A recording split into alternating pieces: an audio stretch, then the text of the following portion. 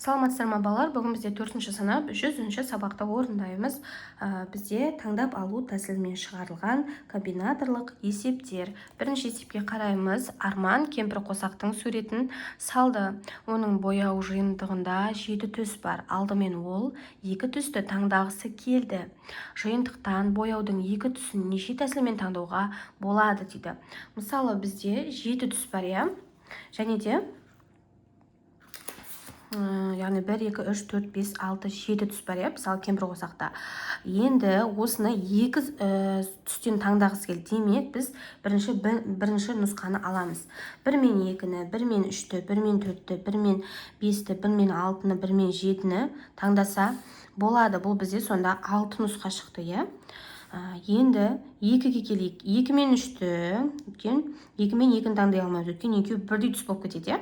Сондықтан 2 мен 3-ті, 2 мен 4-ті, 2 мен 5, 2 мен 6, 2 мен 7-ні таңдап 5 нұсқа шығарса болады екен.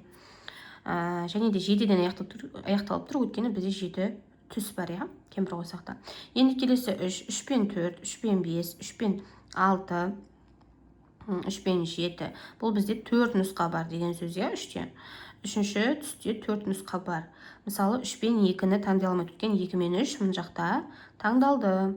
4 пен 5, 4 пен 6, 4 пен 7 бұл бізде 4-ші түсте 3 нұсқа бар. 5 пен 6, 5 пен 7 бұл бізде 2 нұсқа, 6 мен 7, 6-да бір ғана нұсқа бар. Өткені мына жағында 6 мен 2, 6 мен 1, 6 мен 3, 6 мен 4, 6 мен 5 кетті, енді 6 мен 7 ғана, иә, мінекей. Сонда біз санасақ, барлық нұсқаны 6 нұсқа, 5 нұсқа, 4 нұсқа, 3 нұсқа, 2 нұсқа, 1 нұсқа, сонда барлығы 25 нұсқа бар екен бізде, иә. Сонда жауабы 21 тәсілмен жасай алады екен. Яғни 2 түсін неше тәсілмен? 2 түсін сонда 21 нұсқамен тәсілмен жасайды, иә. Енді есіңде сақта, комбинаторлық есептер дегеніміз есепті шығару барысында берілген нысандардан әртүрлі комбинация құрауға және комбинациялардың санын санауға тура келетін есептер. Жай есептерді мүмкін нұсқаларды әдеттегідей толық таңдап алу арқылы шығарады. Қарапайым жағдайларда біз өзімізге қажетті барлық комбинацияларды жазып, олардың санын анықтай аламыз дейді. Осыны естеріңізге сақтаңыздар. Ары бізде екінші тапсырманың орнында А нұсқасы: егер сандарды жазуды цифрлар қайталанбайтын болса, онда 1, 2, 3 цифрларынан қанша 2 таңбалы сан құрастыруға болады дейді. Бізге берілген 1, 2, 3, иә? Қараңыздар, 1, 2, 3, осы 3 қайталанбайтын бір-бірінен. Демек, 12, 13, 21, 23, 31, 32. Осы бізде 6 нұсқасы бар екен. Сонда бізде 6 нұсқа 2 таңбалы саннан 6 нұсқа шығады, иә? Яғни бір-бірінен қайталанып тұрған жоқ. Келесі А нұсқасында егер сандарды жазуда цифрлар қайталанбайтын болса, онда 1, 2, 3, 4, 5 цифрларынан қанша 2 таңбалы сан құрастыруға болады дейді. Бұл жолы бізде 5-ке дейін берілген, иә. Енді әр қайсына сан құрастырамыз. 1, 2, 3, 4, 5. Бізде мінекей осы 5-ке дейін сандар. Мысалы, бізде бірінші бір санына 12, 13, 14, 15. 2 санына 21, 23, 24, 25. 3 санына 31, 32, 34, 35. Мысалы, 33 деп жаза алмаймыз, өйткені 3 2 рет қайталанып кетеді, иә? 41, 42, 43, 44, 43, 45, және соңғысы 5 деген санға 51, 52, 53, 54. Бұл жерде сонда біз әрқайсында 4-еуден бар, 5 нұсқа 22 таңбалы сан шығады екен.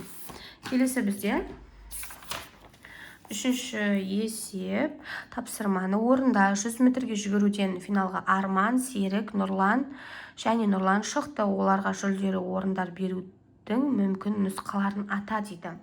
Мысалы, бізде 3 бала бар, иә? Арман, Серік, Нұрлан. Енді олардың әрқайсысы қандай орын, яғни қандай жүлде алатынын мүмкін нұсқалар жазамыз. Енді алдымен біз бірінші орын, екінші орын, үшінші орын, иә, өтемен бізде 3 бала бар. Себебі енді бірінші Арманда жазайық. Арман бірінші орын алса, Серік екінші орын алуы мүмкін, Нұрлан демек үшінші орын алады. Енді қайтадан Арман бірінші орын алса, Нұрлан екінші орын алып, Серік үшінші орын алуы мүмкін. Енді Серік жазаймыз. Серік бірінші орын алса, Арман екінші орынды алып, Нұрлан үшінші орынды алуы мүмкін. Тағы да Серік бірінші орын алса, Нұрлан екінші орын алып, Арман үшінші орын алуы мүмкін. Енді Нұрланды жазсақ, Нұрлан бірінші орын алса, Арман екінші орын алып, Серік үшінші орын алуы мүмкін. Нұрлан бірінші орынды тағы да алса, Серік екіні алып, Арман үшті алуы мүмкін. Сонда бізде 6 нұсқа бар екен, иә? Демек, келесі бізде төртінші есеп таңдап алу тәсілімен орында дейді. Төртінші А есебі Әлия жексенбі күні әжесіне дейді, яғни әмен белгілейміз. Құрбысына Қ және сіңілісіне С барып қайтпақшы. Ол баруды қандай ретпен ұйымдастырды? Дәптеріңе таңдап алу нұсқаларын жаз. Дәптеріңе мүмкіндіктер тармағы сұлбасын толтыр дейді. Бірінші рет бару, екінші рет бару, үшінші рет бару, иә? Мына жерде бізде Әлия деп қойсақ болады. Әжесіне, құрбысына, сіңілісіне деп жазсақ болады. Демек, бізде төртінші есепте, мысалы, Әлия дедік, иә? Біріншісі әжесіне, құрбысына, сіңілісіне баруы мүмкін. Мысалы, 1, мынау бізде 2, мынау бізде 3, иә? Үшінші рет. Немесе Әлия бірінші сіңілісіне, сосын құрбысына баруы мүмкін. Бірінші құрбысына, сосын әжесіне, сосын сіңілісіне баруы мүмкін. Немесе бірінші құрбысына, бірінші сіңілісіне, екінші сіңілісіне және үшінші әжесіне баруы мүмкін. Үшінші кезде бірінші сіңілісіне, одан кейін екінші құрбысына, үшіншісіне әжесіне баруы мүмкін. Немесе бірінші сіңілісіне, одан кейін екінші әжесіне, үшінші құрбысына баруы мүмкін екен. Келесі бізде төртінші Ә нұсқасында нұсқаларды таңдап алуға есептер құрастыр, оның шешуін жаз, мүмкіндік тармағын пайдалануға болады ма дейді. Ә нұсқасында мысалы ән, би, домбыра деп жазсақ болады, иә? 1, 2, 3. Мысалы, мына жерде Арман немесе Асхат деп алатын болсақ, иә? Бірінші әнге барып, кейін биге, сосын домбыраға барады. Бірінші әнге барып, домбыраға, кейін биге барады. Немесе бірінші биге барып, әнге, домбыраға, немесе бірінші биге барып, домбыраға, әнге барады. Бұл бізде 4 нұсқа шықты. Енді домбыраға бірінші барса, әнге екінші, биге үшінші барады. Домбыраға бірінші барса, биге екінші, әнге үшінші барады. Сонда бізде барлығы 6 нұсқа шыққан екен. Келесі бізде 5-ші есеп кесте құрып тапсырманы орында дейді. Бұл жерде би үйірмесіне Арман, Серік, Ерлан, Нұрлан, Дана, Айна, Әлия, Маржан қатысады дейді. Демек, 4 ол, яғни Арман, Серік, Ерлан, Нұрлан, 4 қыз Дана, Айна, Әлия, Маржан қатысады. Ұлдар мен қыздар қандай би жұптарын құра алады? Демек, бір ұл, бір қыз болса, қанша жұп шығады, иә? Мысалы, мүмкіндіктерді пайдаланамыз. Ол үшін бірінші Арман бізде Арман мен Дана, Арман мен Айна, Арман мен Әлия және Арман мен Маржан тұра алады, иә, жұп болып. Екінші бізде Серік, Серік пен Дана, Серік пен Айна, Серік пен Маржан, Серік пен Әлия. Енді бізде Ерлан, Ерлан Дана, Ерлан Әлия, Ерлан Айна, Ерлан Маржан. Келесі бізде соңғы бала Нұрлан, Нұрлан мен Дана, Нұрлан мен Айна, Нұрлан мен Әлия, Нұрлан мен Маржан. Осылай бізде 16 жұп шықты, яғни, иә. Келесі бізде 6-шы есеп. Кесте бойынша өрнектер құрып, олардың мәнін тап дейді. Д қосу С көбейтілген 3. Мысалы, Д дегеніміз, мына жерде 45.146, ал С дегеніміз 648. Оны көбейтеміз 3-ке, иә? Алдымен 648 3-ке көбейтсек 1944 болады. Енді соған 45.146-ны қоссақ 47.090 шығады. Келесінде бізде 9825-тен азайтамыз, 986-тан азайтамыз, 369 жақшаның ішін орындаймыз, 617 шығады. Енді 9825-тен 617-тен азайтсақ 9208 шығады. Келесі үшінші нұсқа бізде 6959-ды көбейтеміз 3-ке. Бірінші амал 20877 шығады. Енді екінші амал көбейту тағы да 473-ке көбейтеміз 2-ні 946 шығады. Енді бір-біріне қосса шыққан мәнді 21823 деген сан шығады екен. Келесі бізде 7-ші есеп, есепте және тексер. Қосу болса азайтумен тексереміз. Азайту болса бізде қосумен, көбейту болса бөлумен, бөлу болса көбейтумен тексереміз. Кері амалдар бізде 7-ші есепте біріншісі 568.900-ге қосамыз 548-ді. 569.448 шығады. Енді азайтумен тексеріп жасаңыздар болады. 569.448-ден 548-ді алсақ, сонда 568.900 шығады екен. Келесі бізде 80.002-ден азайтамыз 54.860-ты, сонда 25.142 шығады. Енді тексеру амалдарын жазып кетейін. 56.944.8-ден азайтамыз 548-ді, сонда бізде 568.900 шығады. Келесі бізде 25.142-ден азайтамыз 54, қосамыз енді кері амал 54.860-ты тең болады 80.002 шығады. Келесі бізде 123-ті көбейтеміз 435-ке 53.505 шығады. Енді 53.505-ді бөлсек 435-ке, сонда 123 шығады. Келесі бізде 2065-ті көбейтеміз 289-ға 596.785 шығады. Енді 596.785-ті бөлсек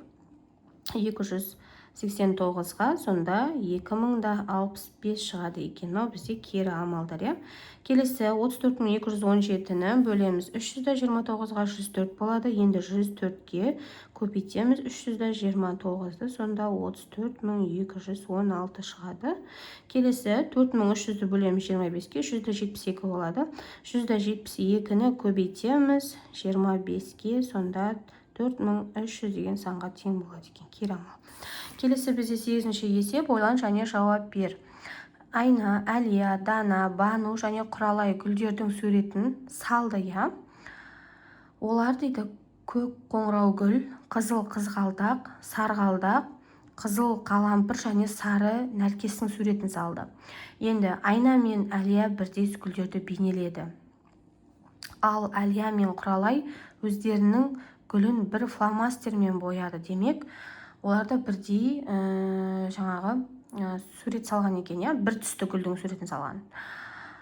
Және де өздерінің гүлден бір фломастермен бояды. Айна мен Банудың гүлдері сары болды дейді. Қыздардан қайсысы қандай гүлдің суретін салды? Мысалы, біз мына жерде Айна, Әлия, Дана, Бану, Құралай 5 қыз бар.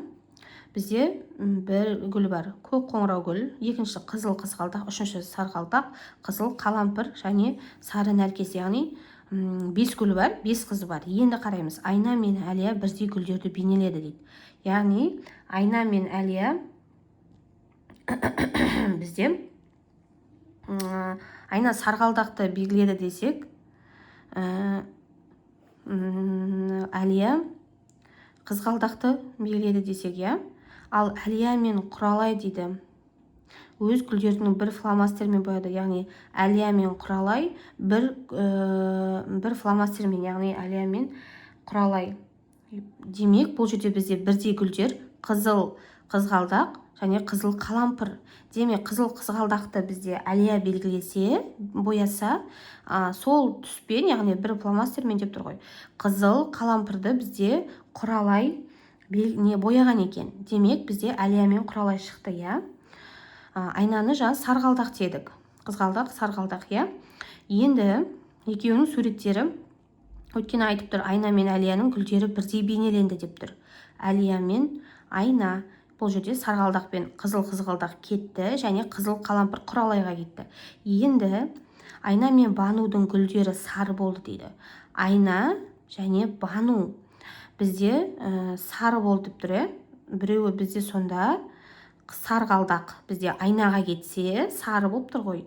Сонда сары нәркесті бізде Бану бояған екен. Өйткені Айна мен Банудың гүлдері сары болды деп тұр. Сары нәркес пен сарғалдақ бізде бірдей.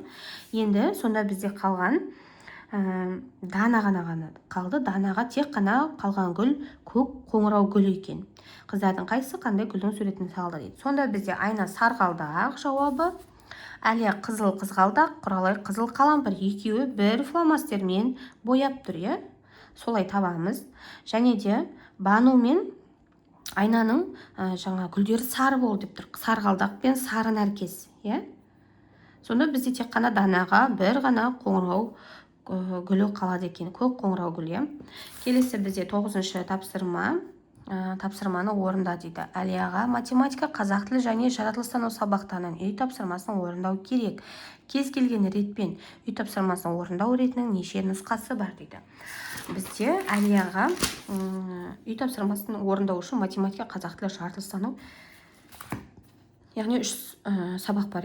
М және Қ және Ж деп белгілесек болады. Енді біріншісі бізде математиканы бірінші орындаса, қазақ тілін сосын жаратылыстану, немесе қайтадан екінші нұсқа.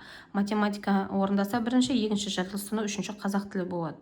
Енді қазақ тілінің қалай? Қазақ тілін алса, екіншісі математика, үшіншісі жаратылыстану болады. Қайтадан қазақ тілін алса, екіншісі жаратылыстану, үшіншісі математика болады. Бесіншісі бізде жаратылыстану, біріншісі қазақ тілі, үшіншісі математика. Алтыншысы бізде тағы жаратылыстану болса, біріншісі математика, үшіншісі қазақ тілі болады. Мына жерде бізде Әлия берілген, деп қояйық. Әлия математика, қазақ тілі, жаратылыстану, немесе осындай мүмкіндіктер тармағын қойсақ болады. Немесе математика, жаратылыстану, қазақ тілі, немесе қазақ тілі, математика, жаратылыстану, қазақ тілі, жаратылыстану, математика, немесе жаратылыстану, қазақ тілі, математика, жаратылыстану, математика, қазақ тілі. Яғни бізде 6 нұсқасы бар екен. Яғни осындай тәсілмен, болмаса осындай тәсілмен шығарсаңыздар болады. Осымен біздің сабағымыз аяқталды. Менің каналыма тіркеліп лайк басуды ұмытпаңыздар. Келесі сабақта кездескенше аман сау болыңыздар.